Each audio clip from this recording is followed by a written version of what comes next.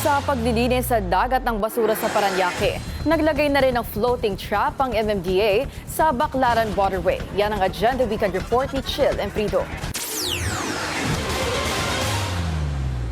Sinimulan ng lagyan ng Metropolitan Manila Development Authority o MMDA ng floating barrier o floating trap ang open canal sa bahagi ng Redemptory sa Baclaran, Parañaque City. Layo nito na mapigilang anuri ng mga basura mula sa karagatan kapag may high tide dahil sa mga malalakas na pag-ulan dulot ng bagyo at habagat. Sa panayam ng Billionaire News Channel, sinabi ni MMDA General Manager Nicolas Torre III na nailagay na sa gilid na bahagi ng creek ang isang floating trap sa bandang pumping station ng lugar.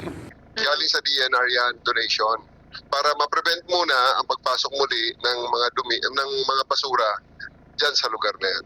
Lahat yan, hindi lang napapansin yan, pero marami tayong floating traps na dati nang nakalagay. Dahil ito talaga, ang primary purpose talaga ng floating trap, pigilan yung mga basura na makarating sa ating pumping station.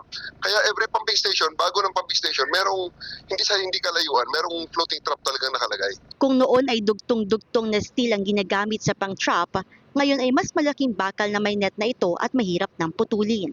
Siguro, we found better ways dahil normal kasi ang floating trap na yan, medyo para maliit lang eh. Pero sa ngayon, dahil nakita natin na ang potential ng extent ng problema dyan sa area na yan, nilakihan din natin ang floating trap.